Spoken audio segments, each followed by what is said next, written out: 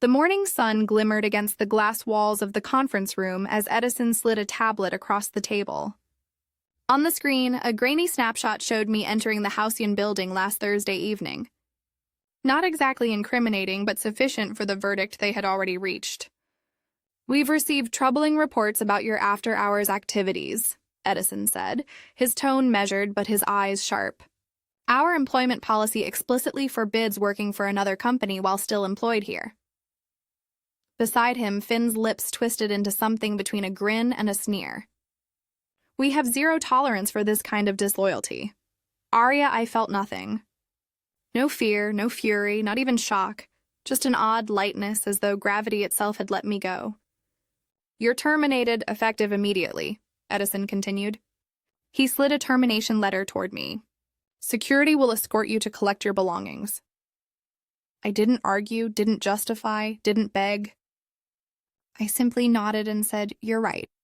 I should focus on one position." Their faces flickered, confusion breaking through their professional masks before settling back into practiced neutrality. They had expected tears, protest, perhaps rage, not this calm surrender.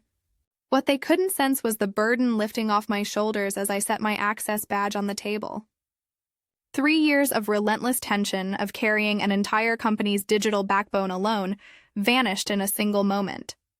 Finn cleared his throat, clearly uneasy with my composure. "We'll need all passwords and access credentials before you go." I smiled faintly.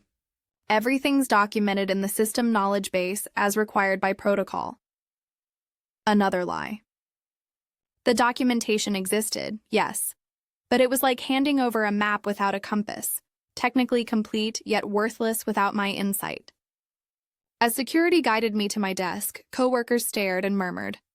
I packed the few personal things that mattered: a ceramic mug, a small plant that had somehow survived 3 years of neglectful watering, and a notebook filled with system designs only I fully understood. Arlo, our VP of Technology, watched from behind his glass office wall, expression unreadable. He didn't intervene, though he more than anyone understood what was coming. When the security guard led me through the lobby, the crisp spring air struck my face.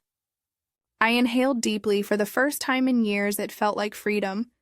By the time I reached my car, my phone buzzed with a message from Vega. "Still on for 2 p.m.? I typed back, "Yes, and now I can accept your full-time offer." 3 years spent building someone else's empire was enough. 3 years of being the unseen foundation that held everything together while others claimed the glory. 3 years of warnings ignored, of requests dismissed, of promotions denied. Now it was over, and the countdown had begun. I know you're probably wondering how this story ends. Trust me, you'll want to hear what happens next. If you're enjoying this corporate revenge saga, take a moment to hit like and subscribe. It really helps the channel grow. Leave a comment with your thoughts so far. Now let me tell you how I found myself in this mess. My name is Arya Wesley, and up until 40 minutes ago, I was the lead network security architect at a Fortune 500 tech company. The only one, in fact. Not by plan. There were supposed to be 5 of us. Budget cuts reduced that to 3, then resignations narrowed it to 1. Just me. I never aimed to become irreplaceable. That's a dangerous spot in corporate America. Yet with every passing quarter, as my team vanished and my duties multiplied, I became the lone defender of a digital fortress worth billions. It began 3 years ago when I was recruited from a smaller firm. I still recall Arlo's promises during my interview. "We're building a world-class security division," he said, eyes shining with genuine excitement. "You'll lead a specialized team focused on our proprietary infrastructure." The pay wasn't extraordinary, but the challenge was irresistible. Designing security systems for cutting-edge technology, collaborating with brilliant engineers. I signed on immediately. Reality hit by month 3. The first wave of strategic restructuring wiped out 2 senior roles on my team. By month 6, another teammate left for higher pay elsewhere. His replacement lasted 4 months before a hiring freeze cut the position altogether. "Temporary situation," Arlo assured me. "We'll rebuild next quarter." Next quarter became next year. Next year became, we'll reevaluate after the merger. The merger came and went. Still just me. Meanwhile, the systems grew more complex, the clients multiplied, and attack surfaces expanded. I built increasingly advanced defenses, working nights, weekends, even holidays to stay ahead of emerging threats. When I flagged critical vulnerabilities, my warnings were noted, but somehow vanished from meeting minutes. When I asked for more staff, I was told to prioritize smarter. When I pushed for compensation that matched my growing load, I received praise instead of payment. "You're our rock star," Arlo would say, patting my shoulder. "No one understands these systems like you." That was precisely the problem. No one did. No one wanted to. I offered to train others to document the tangled architecture that had evolved under pressure. My proposals were met with polite nods, empty smiles, and no follow-through. Last winter, I stopped a breach that could have exposed millions of client records. After 72 sleepless hours, I traced the intrusion pattern and built a defense layer in real time. When the crisis passed, I got a $500 gift card and a shout-out in the company newsletter. The CEO, who took credit for our strong security culture, got a 7-figure bonus. That's when it hit me. I wasn't invaluable, I was invisible. The backbone nobody notices until it breaks. I made one last attempt, arranging a meeting with Arlo and the executives. "Our current security staffing is unsustainable," I explained, presenting charts, metrics, and industry benchmarks. "We need at least 3 more specialists to maintain stability." Arlo nodded with practiced sympathy. "After Q4 results," he promised. "We're just in a holding pattern." I'd heard that for 3 years. Without proper staffing, this system depends entirely on one person's oversight, I warned. "If I were hit by a bus tomorrow, you'd be in serious trouble within days. Catastrophic ones within weeks." The CFO frowned. "Sounds like we need better documentation, not more headcount." Something inside me cracked. "I've submitted detailed documentation requests for 18 months, I said quietly. "They've been pushed aside every single quarter." An uneasy silence followed. Then came the usual deflection, the postponements, the empty assurances. I walked out of that meeting knowing nothing would change, and that I had to. My health was slipping, my relationship strained by constant work crises. Something had to give. Then came the cybersecurity conference in Boston. I wasn't supposed to attend. Travel budgets were frozen. But the organizer, an old college friend, offered me a speaking slot on adaptive threat response architectures. The company couldn't say no to free publicity. That's where I met Vega, head of security for our biggest rival. She approached me after my talk, clearly intrigued by the theoretical framework I'd presented. "The implementation must be fascinating," she said, her eyes bright with genuine curiosity. "I'd love to hear more about how you've applied these concepts." We spoke for hours, carefully steering clear of company specifics. Just 2 professionals exchanging thoughts about architecture philosophies and evolving defense models. It was the first real, energizing professional dialogue I'd had in years. As the conference wrapped up, Vega handed me her card. "We could use your insights on our new security framework," she said. "Strictly advisory, weekends only. Nothing operational, nothing that would conflict." The consulting fee she mentioned was more than my entire monthly salary. For being valued, heard, and trusted, I hesitated only a moment before saying yes. The work was strictly advisory, reviewing theoretical systems, never touching live infrastructure, nothing breaching confidentiality. For 8 weeks, I lived a double life. Weekdays spent maintaining a digital empire worth billions. Thankless, invisible work that went unacknowledged. Weekends spent being respected, listened to, and fairly paid for my expertise. Then last Thursday, I parked 2 blocks away from Vega's headquarters for our usual meeting. Someone must have recognized my car. Someone jumped to conclusions. Someone decided I was expendable. What they failed to grasp was that their entire network security framework depended on precise recurring updates that only I knew how to execute. Updates I'd tried to teach others, but no one had the time or interest to learn. Updates that kept them from the very chain reaction of failures I'd been warning about for years. As the security guard walked me out of the building, my phone buzzed. A message from Vega. Advisory board approved full-time offer. Chief security architect. Triple your current pay. Team of 8. When can you start? I glanced back at the gleaming glass tower where I'd poured 3 years of my life. The guard avoided my gaze, uneasy with his duty. Is it worth it? I asked him quietly. Working for people who discard you this easily. He didn't reply, just held that neutral, professional expression he'd likely practiced for years. But in his eyes I caught it, a flicker of understanding. He knew exactly what I meant. I texted Vega back, I can start Monday? What my former employers failed to realize as they hurried me out during the critical 72-hour window of end-of-quarter processing, when traffic and data loads were at their highest, was that their entire infrastructure depended on the specialized maintenance only I performed. The same procedures I had begged to train others to handle. It wasn't sabotage. It wasn't revenge. It was simply the inevitable outcome of neglecting warnings, of valuing systems more than the people who sustain them. As I drove away, my phone lit up. Arlo's number. I smiled and silenced it. The clock was already ticking. By Friday afternoon, my signature was on Vega's employment contract. Chief security architect, leading a team of 8, triple my former salary, and equity shares to match. The relief was tangible, like shedding a weight I'd carried so long I'd forgotten what ease felt like.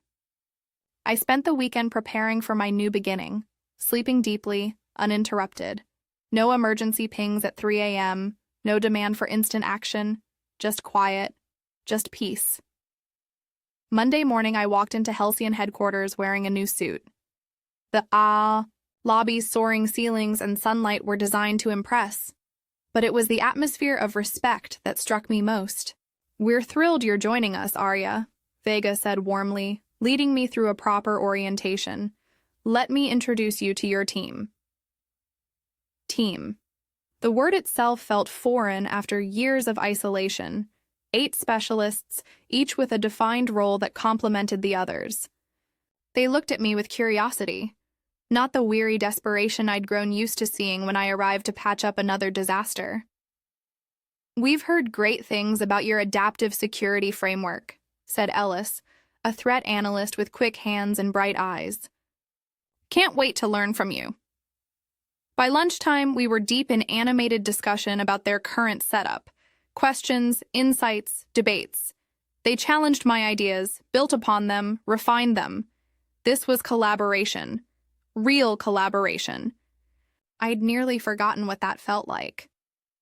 Across town, the first ripples had already started. I didn't need inside info to know. The pulse of that system was as familiar to me as my own. Monday afternoon would bring authentication delays as the weekly credential refresh tried to run without my manual override. By Tuesday morning, the log files would overflow, dragging down response times. By Wednesday afternoon, precisely 72 hours after my exit, the domino effect would begin, right at peak end-of-quarter operations. I felt a pang of guilt, not for the collapse itself. I'd warned them plenty, but for the employees who'd bear the fallout. My phone buzzed at 4:52 p.m.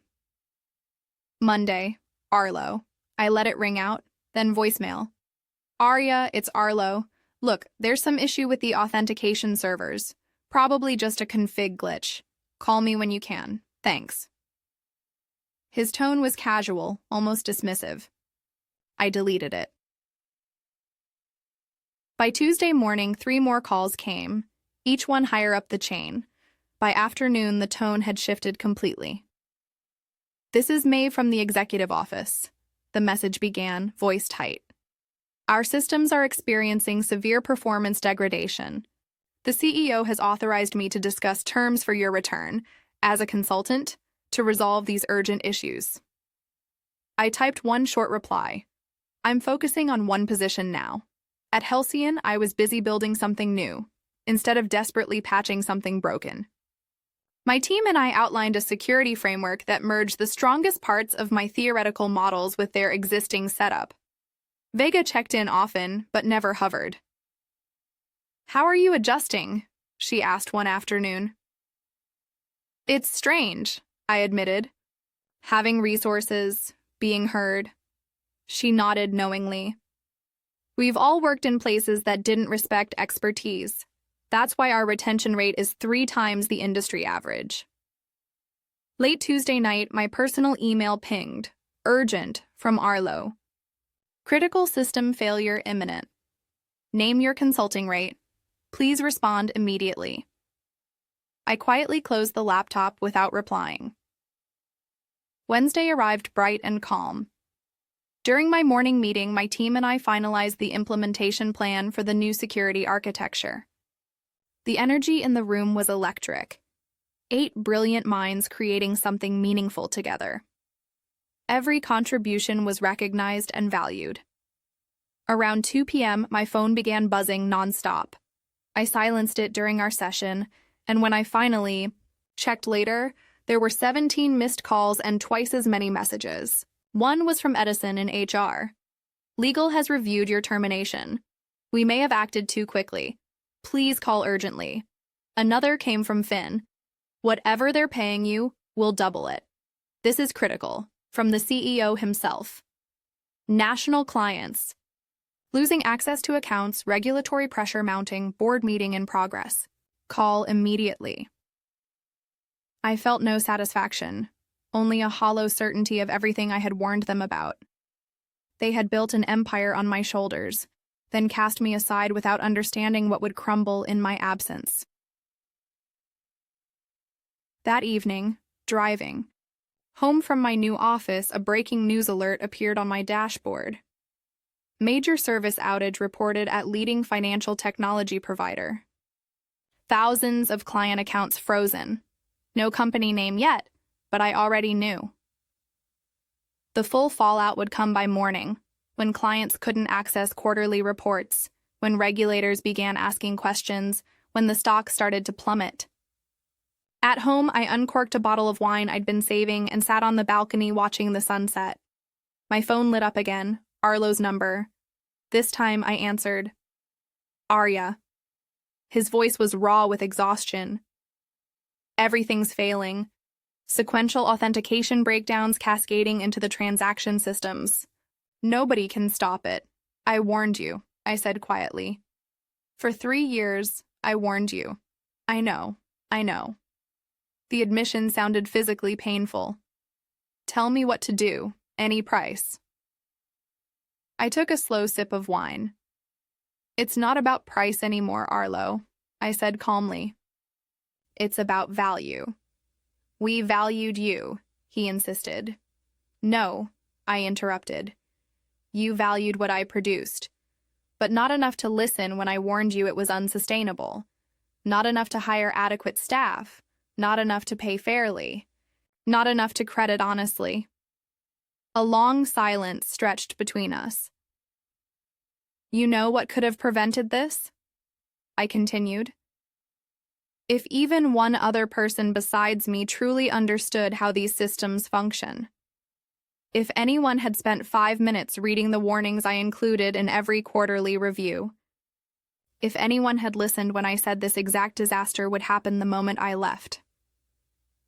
His ragged breathing was the only sound on the line. The recovery procedure exists, I said finally. It's detailed in the disaster documentation I submitted last year.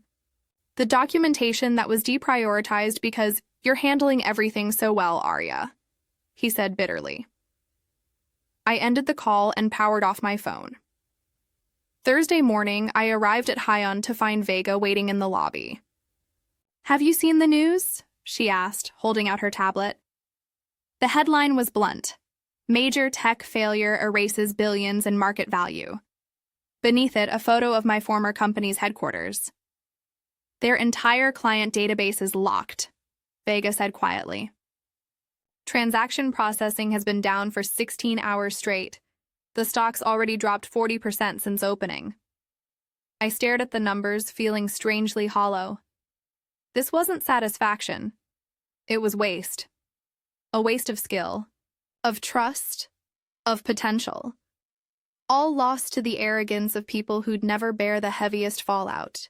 They've been calling our executive office, Vega continued. trying to reach you through us for emergency help." "No," I said immediately. Her expression turned grim. "They're also threatening legal action, claiming you sabotaged their systems before leaving." My stomach tightened. "I didn't." "We know," she assured me. "Our legal team already reviewed your exit procedures and contract. You're clear. They're just desperate, searching for someone to blame." As we walked toward my new office, I felt the old weight creeping back. Not guilt, I had done nothing wrong, but the heavy truth that even now they refused accountability. My team was waiting, concern written across their faces. "Is it true?" Ellis asked. "About your former employer?" I nodded once. "Did you really build their entire security framework alone?" another teammate asked. "Not by choice," I said. "By necessity." A quiet understanding passed between us, the shared awareness of what it means to be the invisible foundation others stand on.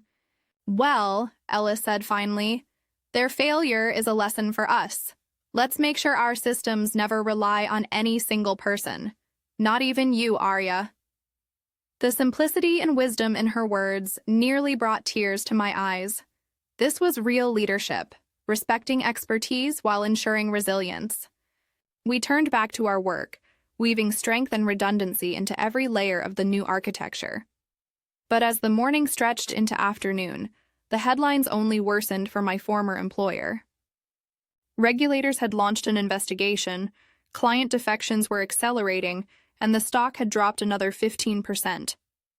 My phone, which I had finally turned back on, displayed 57 missed calls, the last from an unfamiliar number. The voicemail was from the board chair himself. "Miss Wesley, this is Terrence Walsh. The situation has become untenable. The board has removed several executives this morning, including Mr. Edison and Mr. Finn. We recognize the systemic failures that led to your departure. Please call me directly to discuss how we might move forward." I sat with the message for a long time, cursor hovering over the delete button. Part of me wanted to let them pay the full price for their decisions. Another part knew that innocent people, employees, clients, were suffering because of leadership's failures. At our afternoon meeting, Vega pulled me aside. Their CTO reached out directly. "Apparently, the board fired half the executive team this morning." "I heard," I said. "They're offering an astronomical consulting fee for emergency recovery assistance. 1 day of your time remotely. No ongoing commitment." I hesitated. "What do you think?" Vega considered carefully. "Professionally, helping them doesn't harm us. Their reputation is already damaged beyond quick repair. Personally, it's your call. You don't owe them anything." As I walked back to my office, Ellis fell into step beside me. "You know," he said casually, "sometimes the most powerful message isn't letting someone fail completely. It's showing them exactly what they lost by watching you succeed elsewhere." I stopped walking. "What do you mean?" Ellis shrugged. "If you help them recover, they'll always know 2 things. That you could have prevented their disaster, and that you were gracious enough to help despite how they treated you. That knowledge changes organizations more than bankruptcy ever could." I mulled this over as I returned to my desk, where my team was already implementing the security architecture we had designed together. My finger hovered over Terrence Walsh's number. What would truly be revenge here? Letting their systems remain broken, risking collapse, or showing them exactly what they discarded? The answer became clear as I watched my new team collaborate. Each contribution acknowledged. Each voice heard. I pressed the call button. "Miss Wesley," Walsh's voice carried the strained politeness of someone unused to making such requests. "Thank you for returning my call." "Mr. Walsh," I replied evenly. "I understand your company is experiencing technical difficulties." A careful understatement. Based on industry reports flooding in, they were facing complete system collapse. Client data inaccessible, trading platforms frozen, regulatory violations mounting by the hour. Difficulties would be a massive understatement. Walsh admitted, "Our entire infrastructure has become essentially non-functional. The team cannot resolve the cascading authentication failures." I let silence fill the line, forcing him to continue. The board has reviewed your employment history and recent termination. It appears serious mistakes were made regarding your warnings and staffing requests. Yes, I said simply. There was more silence. In the background, I could hear raised voices, the chaos of a company in freefall. We're prepared to offer substantial compensation for your assistance in resolving this crisis. Name your figure. I had imagined this moment during sleepless nights at my former employer, picturing the satisfaction of rejecting their desperate pleas. But Ellis's words echoed in my mind. Sometimes the most powerful message isn't letting someone fail completely. My consulting rate is $50,000 per hour, I said, naming a figure that would have seemed absurd a week ago. 4-hour minimum engagement, payment in advance to my specified account, and I have conditions beyond compensation. Walsh didn't hesitate. Done. What conditions? First, I work remotely. I don't set foot in your building, understood. Second, I provide instructions only. Your team implements. I won't directly access your systems. That's challenging but acceptable. Third, I receive a public letter of apology acknowledging that I repeatedly warned about these vulnerabilities and was ignored. Walsh paused. The legal implications are less severe than bankruptcy, I added. Fourth, every member of my former team who was laid off receives 6 months severance and positive references. Fifth, I continued, you create and fully fund the security team structure I originally proposed, with market rate salaries and proper management support. Silence stretched between us. These aren't just demands for my benefit, Mr. Walsh, I explained. Without these structural changes, you'll be right back here in 6 months when the next person burns out or leaves. I heard papers shuffling and muffled voices as he conferred with others. We agree to your terms, he finally said. How soon can you begin? Transfer the payment, send written confirmation of all conditions, and I'll start this afternoon. After ending the call, I sat motionless, letting the reality settle around me. Not revenge as I had imagined it, but something more profound. Accountability, change, recognition. Vega knocked on my open door. How did it go? She asked. I explained the agreement. She nodded approvingly. Using their crisis to force structural change, impressive. It's not just about making them pay, I said. It's about making sure this doesn't happen to the next person. Exactly why we wanted you here, she replied with a smile. This approach to their crisis aligns perfectly with our next phase. The board has approved our proposal to launch a security consulting division. I looked up, surprised. We've received 17 inquiries since news of their failure broke. Vega continued. Companies terrified they might have the same vulnerabilities. Who better to lead that division than someone who just proved how essential proper security architecture is?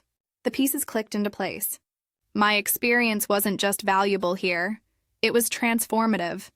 Not just for me, but potentially for an entire industry that consistently undervalued the invisible infrastructure keeping it alive.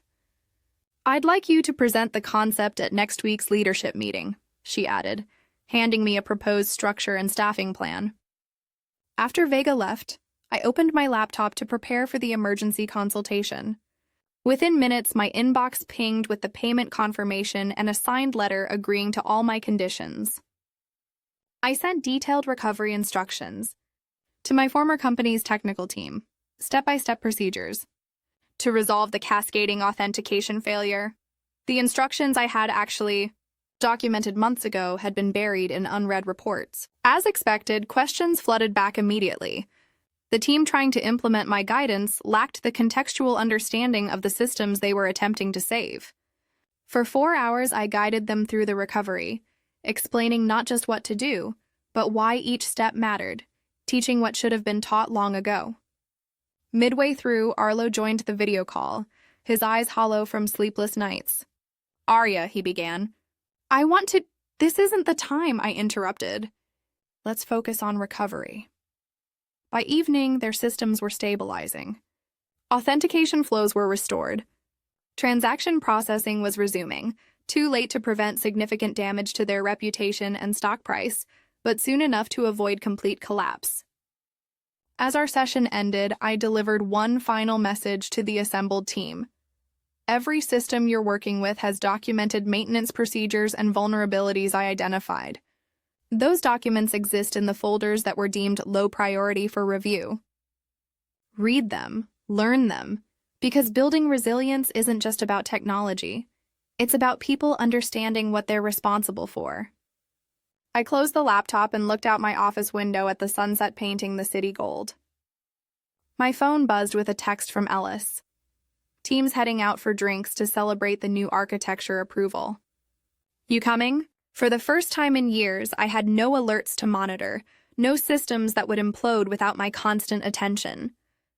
I had colleagues, not dependents. Boundaries, not endless obligation. On my way, I replied. 1 month later, I stood in Hyun's largest conference room, presenting our new security consulting division to the executive team. Behind me, slides displayed the market opportunity created by my former employer's very public failure and our unique positioning to address it. Every company believes their technical systems are secure until proven otherwise, I explained. Our approach isn't just providing better technology. It's changing how organizations value and structure their security operations. The approval was unanimous. Within days, we began hiring, expanding my team to 20 specialists with diverse expertise. Our first clients were already lined up, companies terrified of suffering the same fate as my former employer. That afternoon, I received an unexpected email with the subject line, "Thank you," from Terrence Walsh. "Miss Wesley, I wanted to personally update you on the changes implemented since your consultation. We've hired the full security team structure you recommended, including a chief security officer reporting directly to the board. Your public letter of acknowledgement ran in today's business section. Most importantly, we've instituted a complete review of all deprioritized documentation from technical staff across the organization, already uncovering critical insights that had been ignored. The cost of these lessons has been steep. Our market value remains 30% below pre-incident levels, and client trust will take years to rebuild. But the cultural change within the organization has been profound. Your impact extends far beyond the technical recovery you guided. If you're ever interested in returning, my door remains open." I closed the email without replying. There was nothing left to say. My answer was already evident in industry announcements about Hyun's new consulting division and my role leading it. 3 months after my termination, I returned to the same cybersecurity conference where I had first met Vega. This time, I wasn't speaking as a lone architect, but as the division head of a growing team, presenting our framework for organizational security resilience. In the audience sat former colleagues, including Arlo and the new CISO they had finally hired. Their expressions as I detailed our client growth, including 5 companies who had moved their business from my former employer to Hyun, told me everything. They finally understood that what they had lost wasn't just my technical knowledge. They had lost the future I was now building elsewhere. After my presentation, attendees swarmed with questions and business cards. Among them was the new CISO, who waited until the crowd had thinned. "Your replacement system is impressive," I acknowledged, noting the positive industry reviews their rebuilt security architecture had received. "Built on your foundation," she admitted. "Your documentation was extraordinary once anyone actually read it. You saved them even while leaving." I smiled. Some lessons can only be learned through consequences. As I gathered my materials, she added, "You know, they track your success obsessively now. Every announcement, every client acquisition, measuring what could have been theirs. And there it was, the true revenge. Not their failure, but my success. Not their loss, but my gain." Every achievement at Hyun was a reminder of what they had discarded. Every innovation my team produced reflected what they could have had if they had listened, valued, and supported me. The most devastating consequence wasn't the system failure or financial loss. It was watching me build elsewhere what they had prevented me from building with them. 6 months to the day after my termination, Hyun announced our security consulting division had become the fastest-growing segment of the company, with a client list that included 3 Fortune 100 corporations. The press release featured my name prominently alongside quotes from clients praising our revolutionary approach to organizational security architecture. That evening, Ellis organized a team celebration. 20 brilliant specialists, none overworked, none undervalued, each contributing their unique expertise to something larger than themselves. As we raised our glasses, Ellis offered a toast to Arya, who showed us all that the best expertise isn't about knowing everything yourself. It's about building teams where everyone's knowledge is heard. Looking around at these faces, engaged, respected, collaborative, I realized this was the real victory. Not watching my former employer struggle, but creating an environment where talent could thrive, where warnings were heeded, where expertise was valued, and where no single person carried an impossible burden. Sometimes the most satisfying revenge isn't making others fail. It's succeeding so visibly that they must forever live with the knowledge of what they lost. And sometimes the greatest revenge of all is simply building the life and career you deserve elsewhere. If this story resonated with you, take a moment to like, subscribe, and share with someone who might need to hear it. We've all experienced being undervalued or overlooked at some point. Maybe you're carrying an entire department on your shoulders right now, wondering if anyone notices. Remember, your worth isn't determined by those who fail to see it. The right environment is out there, one that values not just what you produce, but who you are. Drop a comment sharing your own workplace experience or how you found your professional home. Your story matters too. ChatGPT can make mistakes. Check important.